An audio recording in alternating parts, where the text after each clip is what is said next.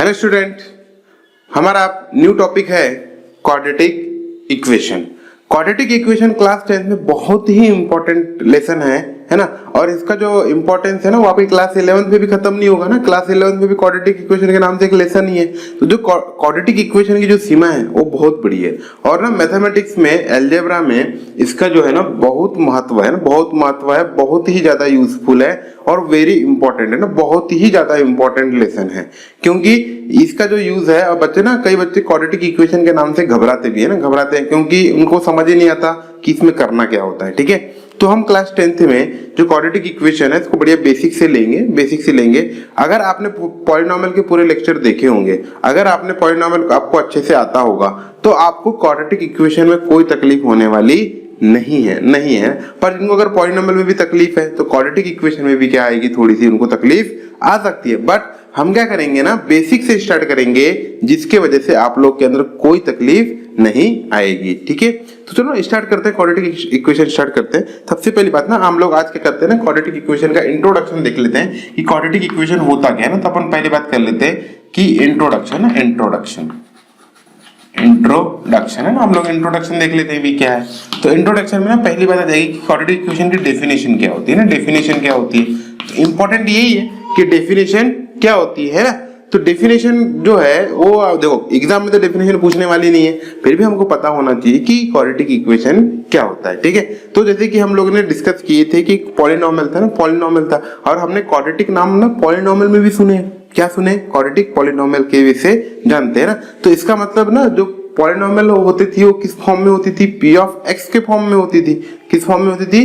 P of x के form में होती थी। सर इसका मतलब जो एक्सप्रेशन है ना, किसी भी एक्सप्रेशन को आप इक्वल टू ना, इक्वल किसी के इक्वेट कर दो तो वो क्या हो जाती है? इक्वेशन हो जाती है। बात समझने? अगर मैं बोल रहा हूँ कि 3x इक्वल टू 2, तो ना पहले 3x क्या था? एक एक्सप्रेशन थी।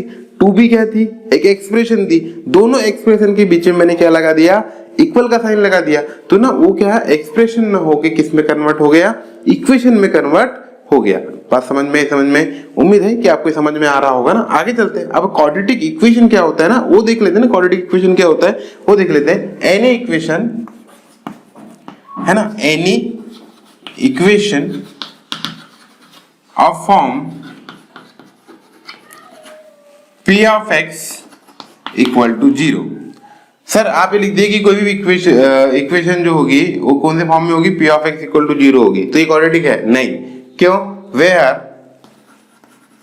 यहां पे ना p ऑफ x है ना, वेयर डिग्री ऑफ है ना, किसकी डिग्री? p ऑफ x की। किसकी डिग्री? p ऑफ x की है ना, वेयर है ना, where degree of p of x है ना, पॉलिनोमियल। p ऑफ x क्या है? Polynomial. Where degree of polynomial ना, क्योंकि पॉलिनोमियल ही इक्वेट होना चाहिए ना क्वाड्रेटिक पॉलिनोमियल को। अगर हम अगर क्वाड्रेटिक पॉलिनोमियल है, वो एक्सप्रेशन है, अगर हम इक्वल टू 0 कर देंगे तो वो क्या हो जाएगी? क्वाड्रेटिक इक्वेशन हो जाएगी। तो वेयर डिग्री ऑफ पॉलिनोमियल है ना is polynomial p of x is 2, यानी यहाँ पे जो पॉलिनोमियल जो p ऑफ x है उसकी डिग्री क्या है? यहाँ पे 2 है। डिग्री क्या है? 2 है। तो ये क्या हो जाएगा? पॉलिनोमियल 2 हो जाएगा। तो जो क्वाड्रेटिक पॉलिनोमियल है उसको हमने क्या किए? इक्वल टू 0 कर दिए। तो किस में कन्वर्ट हो गया? क्वाड्रेटिक इक्वेशन में कन्वर्ट हो गया। बात समझ में? उम्मीद है कि आपको ये समझ में आ रहा होगा ना। इज नोन एज, इसको आगे हम क्या लिखेंगे? इसके is known as quadratic equation. इसी को हम क्या जानते हैं? क्या बोलते हैं? Quadratic equation. इसी को क्वाड्रेटिक इक्वेशन बोलते हैं ना। बात आपको समझ में आ रही होगी। ठीक है, यही क्वाड्रेटिक इक्वेशन है। हाँ सर, यही क्वाड्रेटिक इक्वेशन है और क्या है? उसमें के अलावा कुछ है नहीं। एग्जांपल देख लेते हैं। ठीक है, अच्छा एग्जांपल देख लेते हैं। जैसे कि एग्जांपल में ना कोई भी आप पॉलिनोमियल मन से उठा लो, सोचो मन से कौन से पॉलिनोमियल उठा लो ना मन से। क्या है? जैसे कि मान लो किसी ने लिख दिया 3x square minus 7x plus 5 equal to 0 है ना। तो ये क्या हो गई? क्वाड्रेटिक इक्वेशन हो गई। क्योंकि देखो ये क्या है ना, क्वाड्रेटिक पॉलिनोमियल है और इक्वल टू 0 हो गया तो ये क्वाड्रेटिक इक्वेशन हो गया। बार बार मैं वही रिपीट कर रहा हूं तो आपको समझ में आना चाहिए। ठीक है, आगे चलते हैं। ठीक है, अब क्या होता है ना, क्वाड्रेटिक इक्वेशन में क्या होता है? क्वाड्रेटिक इक्वेशन के ना, जैसे कि हमने क्वाड्रेटिक पॉलिनोमियल की बात किए थे तो वहां कितने जीरोस थे? एटमोस्ट 2 जीरोस थे, तो इसके भी ना इसमें जो क्वाड्रेटिक इक्वेशन जब पढ़ेंगे तो रूट्स के बारे में हम पढ़ेंगे ना, तो आगे हम पढ़ेंगे, पहले अपन आगे चलते हैं ना, आगे चलते हैं ना। और ना जो क्वाड्रेटिक इक्वेशन है ना, जो क्वाड्रेटिक इक्वेशन है उसको हम लोग, जैसे कि मेरी लाइफ में बहुत सारी चीजें होती है, तो हमारे रियल जिंदगी में ना बहुत सारी चीजें होती है, तो उन चीजों को हम क्वाड्रेटिक इक्वेशन में रिप्रेजेंट कर सकते हैं। बात समझ में? सर आप बोलोगे क्वाड्रेटिक इक्वेशन का यूज कहाँ है, तो आप जैसे कि ना बहुत सारी चीजें आपके अभी भी, हम जब क्वाड्रेटिक इक्वेशन की जब हम रियल लाइफ से जब रिलेट करेंगे तब आपको समझ में आएगा कि सही में यार क्वाड्रेटिक इक्वेशन का ना जो एरिया है वो बहुत जबरदस्त है, क्योंकि रियल लाइफ से भी हमारे एग्जाम्पल को रिप्रेजेंट कर देता है इक्वेशन में। कैसे सर? जैसे कि मान लो ना हम टाइम डिस्टेंस की बात करते हैं तो भी क्वाड्रेटिक में हो जाता है कन्वर्ट, है ना। तो अब आगे सीखेंगे हम लोग, क्योंकि जब तक हम क्वेश्चन से लेंगे नहीं और आपको जब तक मैं फील नहीं कराऊंगा तब तक आपको समझ में भी नहीं आएगा, है ना। आगे चलते हैं ना, आगे चलते हैं, जनरल फॉर्म की बात कर लेते हैं, है ना। अब आगे किसकी बात कर लेते हैं? जनरल फॉर्म ना, जनरल फॉर्म। अब जनरल फॉर्म क्या होता है वो देख लो ना, जनरल फॉर्म क्या होता है, ठीक है। तो जो क्वाड्रेटिक इक्वेशन है, जो जनरल फॉर्म होता है, जनरल फॉर्म क्या होता है? ax स्क्वायर है ना, ax square plus bx plus c equal to 0, जहां पे क्या होना चाहिए? a b c belongs to real and ना, एंड। और बहुत ही इंपॉर्टेंट बात क्या है? a नॉट इक्वल टू 0, है ना। a 0 नहीं होना चाहिए। a b c तो जो कोफिशिएंट है ना, x स्क्वायर कोफिशिएंट को दुनिया वाले a बोलते हैं, x कोफिशिएंट को b बोलते हैं, और c तो है ही कांस्टेंट टर्म, है ना। तो a b c तो रियल होनी चाहिए, but a not equal to 0 होना चाहिए। क्यों? अगर a इक्वल टू 0 हो जाएगा तो क्या हो जाएगा? वो क्वाड्रेटिक, ये जो फर्स्ट टर्म है वो एलिमिनेट हो जाएगा, और वो क्वाड्रेटिक न रह के लीनियर इक्वेशन में क्या हो जाएगा? कन्वर्ट हो जाएगा। बात समझ में आ रही है? तो उम्मीद है कि आपको समझ में आ रहा होगा ना, है ना। और अच्छा, दिस इज ऑल्सो कॉल्ड, है ना, ये जो है ना, ये इसको हम क्या बोलते हैं? दिस इज फॉर्म ऑफ, और इसको क्या बोलते हैं? फॉर्म, इसको बोलते हैं दिस इज स्टैंडर्ड फॉर्म ना, क्या बोलते हैं हम लोग इसको? Standard form of quadratic equation, है ना। अब क्या ना, कभी कभी बच्चा पूछता है सर हम क्वाड्रेटिक इक्वेशन है पहचानेंगे कैसे, है ना। कभी कभी ना अजीब सी एक्सप्रेशन दी जाती है, इक्वेशन दी जाते हैं, और पहचानने में थोड़ी मुश्किल होती है कि क्वाड्रेटिक इक्वेशन है या नहीं, है ना। तो हम आगे क्या करते हैं, नेक्स्ट एक दो क्वेश्चन लेके देखते हैं और आइडेंटिफाई करने की कोशिश करते हैं कि इसे क्वाड्रेटिक इक्वेशन कैसे आइडेंटिफाई किया जाएगा, ठीक है। आइडेंटिफाई करने की कोशिश करते हैं कि वो क्वाड्रेटिक है या नहीं, ओके। तो तब तक क्या करो, आप इसको कॉपी करो फटाफट। चलते हैं, आपके बोर्ड पे एक क्वेश्चन दिखाई दे रहा हूँ ना, बहुत ही इंपॉर्टेंट क्वेश्चन है। कैसे है देखो, क्या लिख रहा है? Which of the following are quadratic equation. मैंने ना आपके सामने ना दो इक्वेशन से लिख के रखी है, तो इसमें से बताना है कि कौन सी इक्वेशन क्या है, क्वाड्रेटिक है, ठीक है। दिमाग लगाते हैं। दिमाग कैसे लगाते हैं वो सोचो ना, सोचो। यहाँ पे क्वाड्रेटिक के लिए ना सबसे पहली बात है कि क्वाड्रेटिक पॉलिनोमियल होना चाहिए। बात समझ में? मैंने क्या बोला? क्वाड्रेटिक इक्वेशन के लिए सबसे पहली बात है कि क्वाड्रेटिक पॉलिनोमियल होना चाहिए। अच्छा सर, इसका मतलब अगर ये एक्सप्रेशन क्वाड्रेटिक पॉलिनोमियल होगी तभी जाके क्वाड्रेटिक इक्वेशन बनेगा। बिल्कुल बात सही है एकदम, है ना। तो पहले चेक करते हैं, है ना। क्वाड्रेटिक पॉलिनोमियल में ना x की जो पावर होती है वो कैसी होती है? नॉन नेगेटिव इंटीजर्स होती है। x की पावर क्या होती है? नॉन नेगेटिव इंटीजर होती है। तो यहाँ पे देखो ना, वेरिएबल की पावर यहाँ तो ना पावर 2 है, तो यहाँ तो कोई दिक्कत नहीं है, बट यहाँ पे है ना x की पावर क्या है? ये रूट x को क्या बोलते हैं दुनिया वाले? x टू द पावर 1/2 बोलते हैं। और ये जो ना यहाँ पे 1/2 दिस इज नॉट, इस क्या है? नेगेटिव नहीं है, ये क्या है? ये इंटीजर नहीं है ना। 1/2 इज नॉट इंटीजर, है ना, इंटीजर। बात समझ में? और ये इंटीजर है ही नहीं। जब इंटीजर नहीं है तो ये क्वाड्रेटिक पॉलिनोमियल नहीं होगा, और क्वाड्रेटिक पॉलिनोमियल नहीं होगा तो ये क्वाड्रेटिक इक्वेशन भी नहीं होगा। बात समझ में?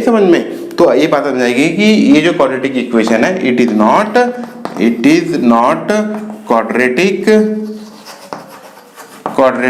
इक्वेशन। तो ये जो इक्वेशन है वो क्वाड्रेटिक इक्वेशन नहीं है।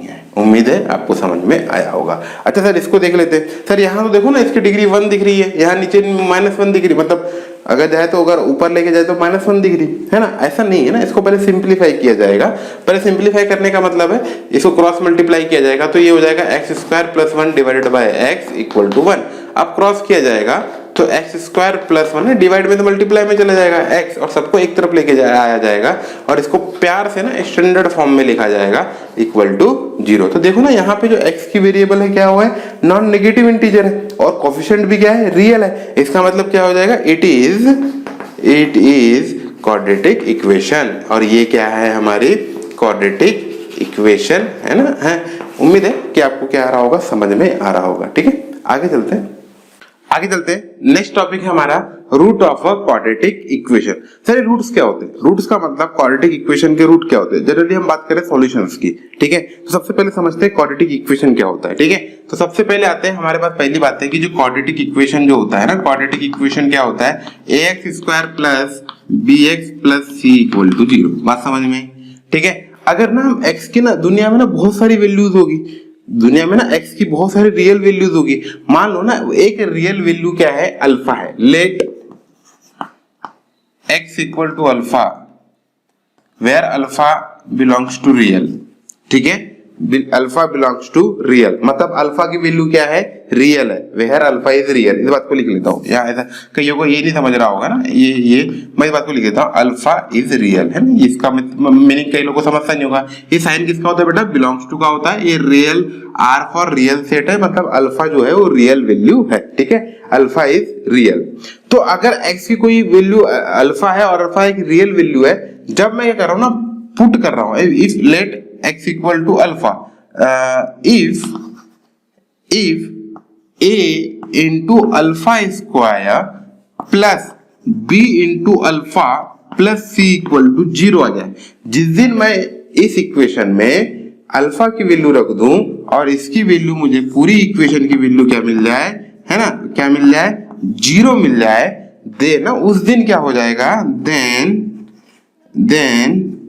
we said, हम क्या बोल सकते हैं, we said alpha is root of quadratic equation. उस दिन हम क्या बोल सकते हैं कि ये जो अल्फा है वो इस क्वाड्रेटिक इक्वेशन का क्या होगा, रूट होगा। अब बच्चा बोलता है सर आपने जो है ना, अगर आप बोले सर आपने एक डायलॉग सिखाया था कि x की ऐसी वैल्यू जिसको क्वाड्रेटिक पॉलिनोमियल में रखने पे वो पॉलिनोमियल की वैल्यू 0 हो जाती है, तो उसे तो जीरोस बोला जाता है। सर आप तो यहाँ पे अल्फा की वैल्यू रख दिए इक्वेशन में और उसकी वैल्यू 0, क्योंकि ये भी तो अगर ये इसको हटा दे तो क्वाड्रेटिक पॉलिनोमियल है सर, और अगर हम अल्फा की वैल्यू यहाँ रखते तो 0 आ गया, तो अल्फा तो जीरोस हुआ ना सर, रूट का हुआ। तो मैंने कहा बेटा अल्फा जो जीरोस है और रूट है आर सेम है ना। इसके 3 नाम होंगे, एक सॉल्यूशन भी होगा, जीरोस भी होगा और रूट भी होगा। बात समझ में, तो जीरोस और रूट क्या होंगे, सेम होंगे। बात समझ में क्लियर हो गया, समझ में आ गया। तो अच्छा सर इसका मतलब आप ये बोलना चाह रहे हो कि जो अल्फा के जो क्वाड्रेटिक इक्वेशन के जो रूट होंगे वो एटमोस्ट 2 होंगे। हाँ, तो इस बात को लिख लेंगे ना, क्वाड्रेटिक इक्वेशन है वो, क्वाड्रेटिक इक्वेशन है ना, इस बात को लिख लेंगे नोट डाल के। क्यूई का मतलब आप समझ लेना क्वाड्रेटिक इक्वेशन है, ठीक है। क्यूई का मतलब क्या है, क्वाड्रेटिक इक्वेशन है। तो क्वाड्रेटिक इक्वेशन है वो एटमोस्ट, है ना, एटमोस्ट 2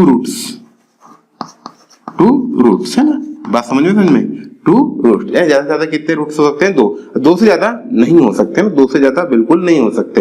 अच्छा 1 रूट हो सकता है, हाँ 1 रूट होगा और उसको भी 2 रूट में काउंट किया जाएगा, उसे इक्वल रूट बोला जाएगा। बात समझ में आई कि समझ में, उम्मीद है कि आपको क्या आ रहा होगा, समझ में आ रहा होगा ना, आ रहा होगा। अच्छा सर कभी कभी ना इस बात को आप लिख भी लेना, इस बात को लिख लेना कि कभी भी ना अगर आपको अगर जीरोस बोला जाए या ऑब्लिक रूट की बात की जाए या ऑब्लिक सॉल्यूशन की बात की जाए, तो ये तीनों चीजें क्या होती है, सेम जैसे बिहेव करती है, कंप्लीटली सेम नहीं होती है ना, कंप्लीटली सेम नहीं, यानी जीरोस रूट के बारे में जीरोस ही बोला जाता, रूट क्यों बोला जाता, कंप्लीटली सेम नहीं होती, पर इनका जो कंप्लीटली सेम नहीं होती, इनका जो बिहेवियर है वो सेम होता है ना, सेम होता है, ठीक है। हम आगे समझेंगे, जैसे जैसे हम क्वेश्चंस करते जाएंगे तब समझ में आएगा कि जीरोस और रूट में क्या अंतर है, रूट और सॉल्यूशन में क्या अंतर है। अगर मैं अभी बताऊंगा तो पूरी खिचड़ी हो जाएगी, नहीं खिचड़ी हो जाएगी। आप बोलते हो सर जीरो भी होना चाहिए, फिर रूट भी नहीं है, जीरोस भी नहीं है, ऐसा बोलोगे आप, है ना। इसलिए ये जीरोस, रूट और सॉल्यूशन क्या आते हैं, एक ही कैटेगरी में आएंगे, और क्वेश्चन में आपको अगर पूछा जाए ना तो आप इसको यही सॉल्व करना है, ठीक है। बात समझ में, अभी हमको उतने डीप लेवल में नहीं जाना है कि जीरोस और रूट में क्या अंतर है, रूट और सॉल्यूशन में क्या अंतर है, क्योंकि बच्चे के मन में क्वेश्चन तो आएगा ना सर, अगर जीरोस, रूट और सॉल्यूशन सेम ही है तो क्यों हम लोगों ने एक नाम ना देके 3 नाम दिए हैं, है कि नहीं? इसकी क्या जरूरत पड़ गई थी कि हमको 3 नाम देना पड़ गया?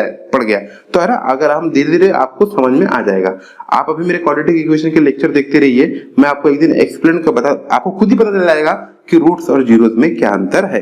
पर जीरोस के लिए आपको पॉलिनोमियल पढ़ना पड़ेगा और पॉलिनोमियल में आपको पूरा कंफर्म होना पड़ेगा कि जीरोस क्या होते हैं। ठीक है, आगे चलते बात समझ में आके यहाँ तक आपको क्लियर हो गया होगा ना? यहाँ तक आपको क्या हो गया? क्लियर हो गया होगा। बहुत ही काम की बात है ना। ठीक है, आगे चलते। अब ना बहुत प्यारी बात क्या हो जाती है कि ना नोट लिखते हैं। नोट, अब नोट में क्या लिखना है कि अगर ना क्वाड्रेटिक इक्वेशन क्या है, स्टैंडर्ड फॉर्म क्या है क्वाड्रेटिक इक्वेशन का? ax square plus bx plus c equal to 0। ठीक है, अगर इसमें ना a नॉट इक्वल टू 0 है और b a not equal to 0 है ना, ठीक है, a 0 के बराबर नहीं है, तो ना क्या हो जाएगा? It have two roots. मैं बता रहा हूँ ना क्या हो रहा है, it have two roots. Exactly क्या होंगे इसके? 2 रूट्स होंगे। बात समझ में? अगर दूसरी बात हो गई, अगर a 0 के बराबर हो गया और b नॉट इक्वल टू 0 रहा, तो क्या होगा? तब क्या होगा ना, इट हैव 1 रूट है ना, इसका क्या होगा? 1 रूट होगा। इसके कितने रूट होंगे? 1 रूट हो जाएंगे। क्यों? क्योंकि अगर a 0 हो जाएगा तो लीनियर हो जाएगा और लीनियर हो जाने से क्या हो जाएगा? इसका 1 0 हो जाएगा। ठीक है, आगे चलते हैं, दूसरी बात चलते हैं। तीसरी बात कॉन्ट्राडिक्शन है, कॉन्ट्राडिक्शन। ठीक है, if a equal to 0 b equal to 0 है ना, a equal to 0 b equal to 0 एंड c नॉट इक्वल टू 0, तो इसके आएंगे नो रूट्स। ये क्या हो जाएंगे? नो रूट्स हो जाएंगे। बात समझ में? इसके रूट ही नहीं निकलेंगे। अगर a 0 हो गया b 0 हो गया तो भाई c जरूरी नहीं है ना c इक्वल टू 0 हो जाए, तो इसके रूट्स निकलेंगे ही नहीं निकलेंगे, है ना? निकलेंगे ही नहीं निकलेंगे। बात समझ में? उम्मीद है कि आपको समझ में आ रहा होगा। ठीक है, तो ये बहुत इंपॉर्टेंट है ना। और एक कोई केस बच गया क्या ना? अच्छा, बच्चा ना मन में सोचता है सर, अगर तीनों 0 हो जाए तो क्या हो जाए? अब जैसे कि आपने बोले एक बार 1 0 हो गए, ये दोनों 0 हो गए, तो ना फोर्थ अगर बात हो जाए कि ना if a equal to 0, a equal to b equal to c equal to 0, अगर तीनों जो कोफिशिएंट अगर 0 हो जाएंगे तो ना इक्वेशन बिकम एन आइडेंटिटी। जो इक्वेशन है बेटा वो किस में कन्वर्ट हो जाएगी? इक्वेशन बिकम आइडेंटिटी हो जाएगी ना। उम्मीद है कि आप, अच्छा आइडेंटिटी का मतलब क्या होता है? आप इसमें ना x की कोई भी वैल्यू रख दो, पूरी क्या करेगी? सेटिस्फाई करेगी। बात समझ में? तो ये जो इक्वेशन बिकम आइडेंटिटी है, इसके बारे में हम भी ना बाद में ना आगे जब नेक्स्ट लेक्चर या फिर जैसे हम लोग क्वाड्रेटिक इक्वेशन पढ़ रहे होंगे तब इसको भी हम क्या करेंगे? डिस्कस करेंगे। तो अगर ये तीनों अगर 0 के बराबर हो जाएंगे तो जो इक्वेशन होगी वो आइडेंटिटी बन जाएगी। फिर आप ना x की वैल्यू कुछ भी रख दो ना, वो 0 होना ही होना है। बात समझ में? x की एनी वैल्यू क्या करेगी? सेटिस्फाई करेगी। उसके इनफाइनाइट सॉल्यूशन नहीं होंगे, वो आइडेंटिटी बन गई। आप ना जैसे कि अगर तीनों 0 है तो आप x की वैल्यू कुछ भी रखो ना, इक्वेशन तो 0 आना ही आना है। बात समझ में? तो आइडेंटिटी बन गई। आइडेंटिटी मतलब हर x की हर एक वैल्यू के लिए क्या करेगी? वो x की हर एक वैल्यू के लिए क्या करेगा? ये सेटिस्फाई करेगा। बात समझ में? ठीक है, तो उम्मीद है कि आपको ये क्या आ रहा होगा? समझ में आ रहा होगा, है ना? एक हाथ दो क्वेश्चन करते हैं जिससे आपका जो कॉन्सेप्ट क्या हो जाएगा, पूरा का पूरा क्लियर हो जाएगा ना। तो तब तक क्या करो, आप इसको कॉपी करो। कुछ क्वेश्चन हम लोग क्या करते हैं ना, क्वाड्रेटिक इक्वेशन के कॉन्सेप्ट समझने के लिए, सॉल्यूशन को समझने के लिए और रूट को समझने के लिए कुछ क्वेश्चन हम करने वाले हैं ना। ठीक है, तो आपके सामने क्वेश्चन दिखाई दे रहा है। क्वेश्चन क्या कहता है?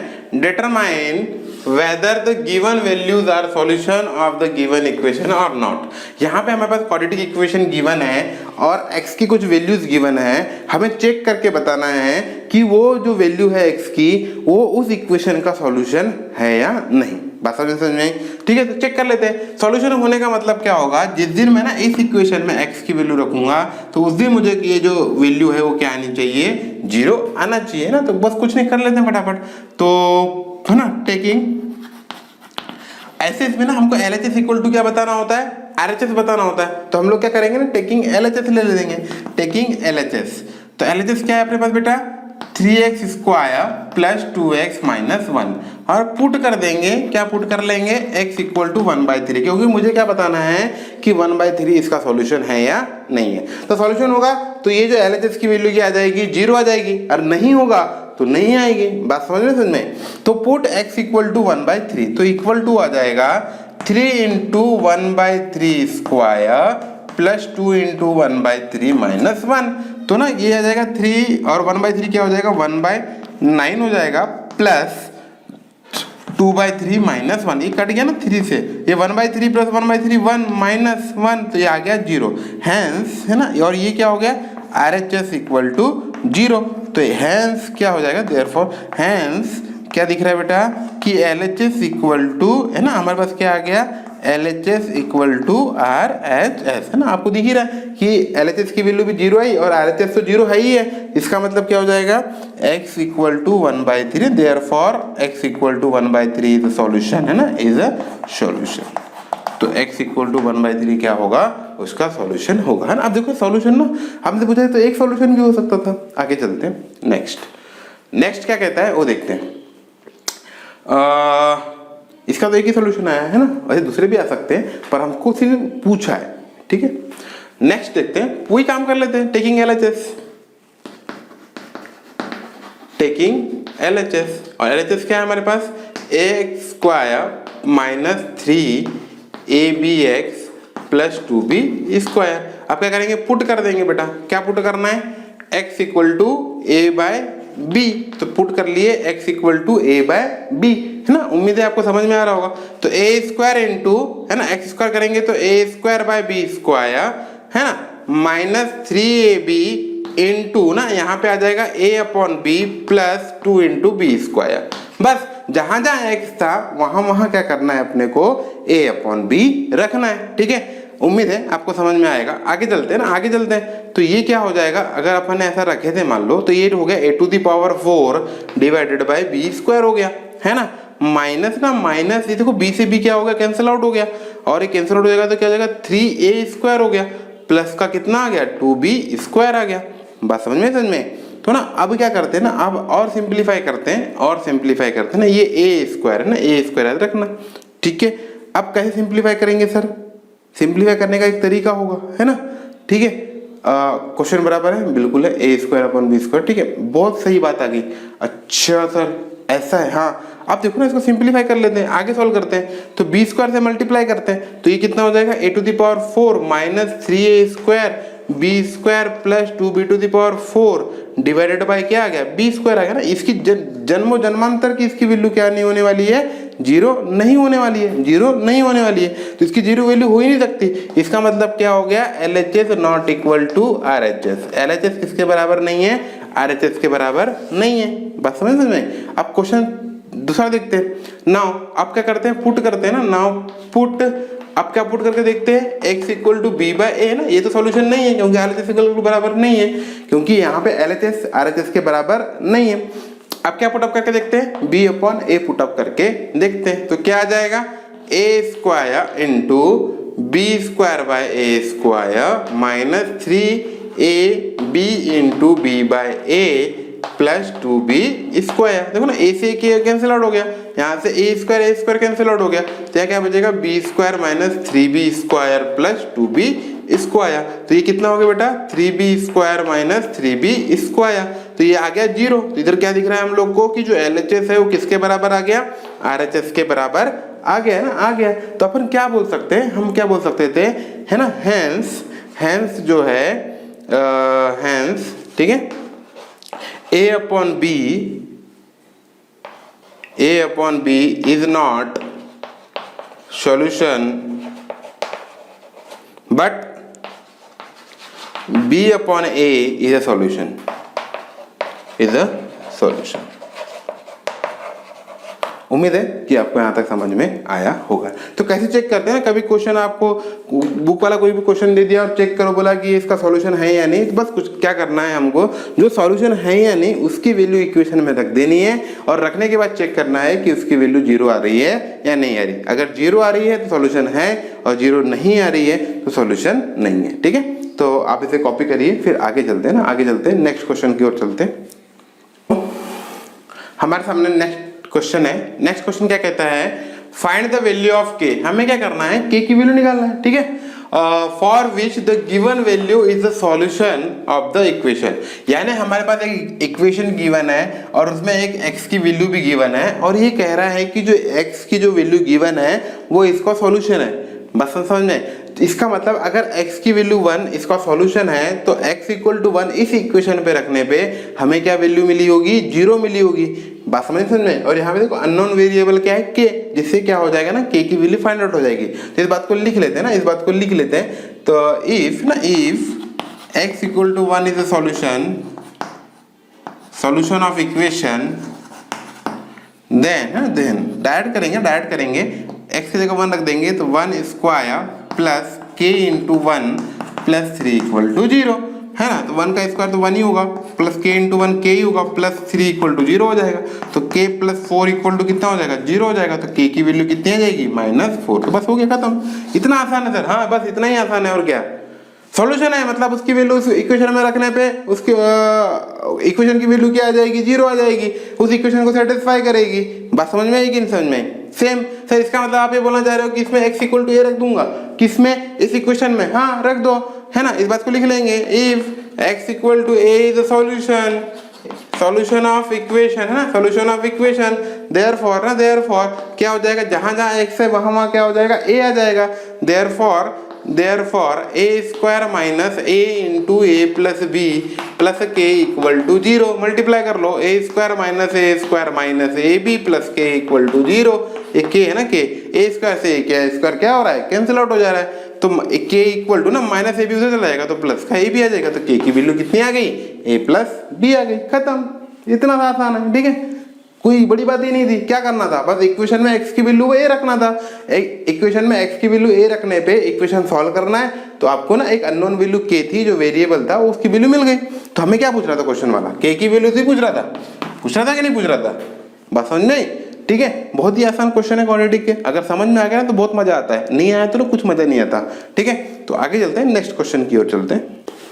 चलो आगे चलते हैं। नेक्स्ट क्वेश्चन बहुत ही इंपॉर्टेंट है, एग्जाम में ना इस टाइप का क्वेश्चन आता ही है, ठीक है। तो देखते हैं ना इस क्वेश्चन को क्या कहते हैं, और इसको बढ़िया प्यार से ना आप इंपॉर्टेंट लगा दो ना, क्या लगा दो, इंपॉर्टेंट लगा दो, ठीक है। क्या कहता है question, if x equal to 2/3 and x equal to -3 are the root of the equation this. यानी x की जो वैल्यू है, x की दो वैल्यू दी है और वो दोनों क्या है, इस क्वाड्रेटिक इक्वेशन के क्या है, रूट से। Then find the value of a and b। तो हमें क्या करना है, a और b की वैल्यू निकालनी है, ठीक है, निकाल लेंगे, उसमें क्या दिक्कत है। तो सबसे पहली बात केस मानेंगे ना, केस मानेंगे। गिवन ना, पहले गिवन लिख लेते हैं। तो गिवन क्या आ जाएगा, गिवन क्वाड्रेटिक इक्वेशन क्या है, quadratic equation ax square plus 7x plus b equal to 0। तो केस 1 क्या हो जाएगा ना, केस 1 हो जाएगा हमारे पास ना, केस स्टडी कर रहे हैं तो केस 1 हो जाएगा if x equal to 2/3 is root of quadratic equation. बात समझ में? तो सर आप रूट की बात करते हैं, अब जब हम सॉल्यूशन की बात कर रहे थे तो सॉल्यूशन को भी इक्वेशन पे रखने पे वैल्यू क्या आने वाली थी, 0 आनी थी। और रूट को भी, रूट की है ना, अगर ये रूट है तो यानी इस इक्वेशन में अगर मैं x की जगह 2/3 रखूंगा तो उसकी वैल्यू किसके बराबर आएगी, 0 के बराबर आएगी। बात समझ में? किसके बराबर आएगी, 0 के बराबर आएगी। तो रख देते हैं ना, if x equal to 2/3 is root of quadratic equation, है ना। देन हम डायरेक्ट लिखेंगे, क्या लिखेंगे कि a इंटू ना, जहां जहां x है वहां वहां 2/3 रख देंगे। तो यहाँ हो जाएगा 2/3 square plus 7 into 2/3 plus b equal to 0। Simplify कर लो, सिंप्लीफाई करेंगे तो क्या आ जाएगा, जल्दी बताओ फटाफट। ये हो जाएगा 4a/9 plus 14/3 plus b equal to 0। ना डिनोमिनेटर में सबसे बड़ा आदमी कौन है, 9 है, तो 9 से मल्टीप्लाई कर लेते हैं। तो कितना हो जाएगा 4a प्लस, है ना, 14 3 जा, है ना, 12 और 30 52 हो जाएगा ना, 42 हो जाएगा, 42 प्लस 9b इक्वल टू कितना आ जाएगा, 0 आ जाएगा, है ना। तो ये ना, ये जो है ना, अगर इसको स्टैंडर्ड फॉर्म में लिखे तो 4a प्लस 9b प्लस 42 ना, 42 इक्वल टू 0 आ जाएगा और ये इक्वेशन 1 आ जाएगा। उम्मीद है कि आपको क्या आया होगा, समझ में आ रहा होगा ना। तो सर ये इक्वेशन 1 आ गया, हाँ इक्वेशन 1 आ गया। आप क्या करेंगे, पुट करेंगे x इक्वल टू -3, केस 2 आ गया। आप केस 2 ले लेते हैं ना, केस 2 ले लेते हैं। केस सेकंड क्या है, if x equal to -3 is root of quadratic equation, है ना। देन क्या हो जाएगा, जल्दी बताओ, फटाफट बताना क्या हो जाएगा। तब हम क्या करेंगे ना, जहां जहां x है वहां वहां -3 रख देंगे। तो रख देते हैं, तो a into -3 square plus 7 into -3 plus क्या हो जाएगा, b इक्वल टू आ जाएगा 0, है ना। तो ये हो जाएगा 9a प्लस माइनस हो जाएगा 20 ना, plus b minus 21 equal to हो जाएगा 0। बस समझ में आए। अब देखो ना, ये इस इक्वेशन में ना 9b है और यहाँ पे ना b है, तो 9 से मल्टीप्लाई कर लेते हैं, तो ये हो जाएगा 81a है ना, 81a plus 9b minus 189 equal to 0। ये इक्वेशन क्या आ गया, सेकेंड आ गया। बात समझ में। अब ना इक्वेशन 1 और 2 को लिख लेते हैं। नाउ क्या करने वाले हैं ना, बहुत ध्यान से देखना, ध्यान से देखना आप लोग, ठीक है। नाउ हम ना इक्वेशन 2 को लिख रहा हूँ 81a plus 9b minus 189 equal to 0, और इधर लिख रहा हूँ 4a plus 9b plus 42 equal to 0। अब दोनों इक्वेशन को मैं सब्ट्रैक्ट कर दे रहा हूँ ना, सब्ट्रैक्ट करता हूँ, तो जहाँ प्लस का है वहाँ माइनस आ जाएगा, ठीक है। तो 81 में से ना 4 चला गया, तो कितना बचता है 77a बचेगा, 77a बचेगा। 9b कैंसिल आउट हो गया, और माइनस माइनस क्या हो जाएंगे, प्लस हो जाएंगे। तो माइनस का 9 और 2 11 की 1 कैरी 1 आ जाएगा, 9 और 4 कितना होता है 13, 3 कैरी 1 तो 231 आ जाएगा, 231 आ जाएगा। तो ना इक्वल टू कितना हो जाएगा, 0 हो जाएगा। आगे सॉल्व करते हैं ना, आगे सॉल्व करते हैं। तो 77 है ना, तो a इक्वल टू हो जाएगा 231/77। देखो ना, आप देख रहा होगा 11 से जा रहा है, 11 7 जा, 11 2 जा, 1 जा, 7 3 जा, है ना। तो आंसर कितना आ गया, a की वैल्यू कितनी आ गई हमारे पास, 3 आ गई। तो हमें क्या करना था, find the value of a। तो a तो निकल चुका है। अब क्या करते हैं ना, किसी एक इक्वेशन में पुट कर लो a की वैल्यू। अब ना पुट कर लेते हैं इक्वेशन 1 में, है ना। ये तो आपको पता ही, लीनियर इक्वेशन एंड 2 वेरिएबल आपके ना खून में बसा ही होगा, ठीक है। तो a इक्वल टू 3, तो put a equal to 3 in equation first, equation first में रख देते हैं। तो इन 12 plus 9b plus 42 equal to हो जाएगा 0। तो 9b की वैल्यू हो जाएगी ना, 2 और 2 कितने हो गए, 4 हो गए, 4 और 5 54 माइनस 54, और 9 6 है, तो b की वैल्यू कितनी हो जाएगी, -6 आ जाएगी, है ना, -6 आ जाएगी। तो आंसर आ गया ना, a की वैल्यू 3 आ गई और b की वैल्यू क्या आ गई, -6 आ गई। तो क्वेश्चन वाले ने हमसे क्या पूछा था, find the value of a and b ही पूछा था। तो उम्मीद है कि आपको समझ में आ रहा होगा इस क्वेश्चन को कैसे करना था। अगर रूट दिया है तो आप इक्वेशन में रख दो, खत्म खेल। सॉल्यूशन बोला है तो इक्वेशन में रख दो, देखो आप क्या होता है क्या नहीं होता, ठीक है। वो आपका ऑटोमेटिकली क्या हो जाएगा, क्वेश्चन सॉल्व हो जाएगा, ठीक है। आप बस एक कदम आगे रखो ना, एक कदम आगे रखो। अगर रूट्स दिए हैं तो उसे इक्वेशन में पुटअप करना आना चाहिए। ओके, उम्मीद है कि आपको ये क्वेश्चन समझ में आया होगा, है ना, ठीक है। अब आगे जो नेक्स्ट टॉपिक है अपना है वो method for solving quadratic equation, method for solving quadratic equation. तो हम क्या करेंगे, उसे नेक्स्ट लेक्चर में सॉल्व करेंगे, देखेंगे, नेक्स्ट लेक्चर में देखेंगे, नेक्स्ट लेक्चर में डिस्कस करेंगे, ठीक है। Okay, thank you.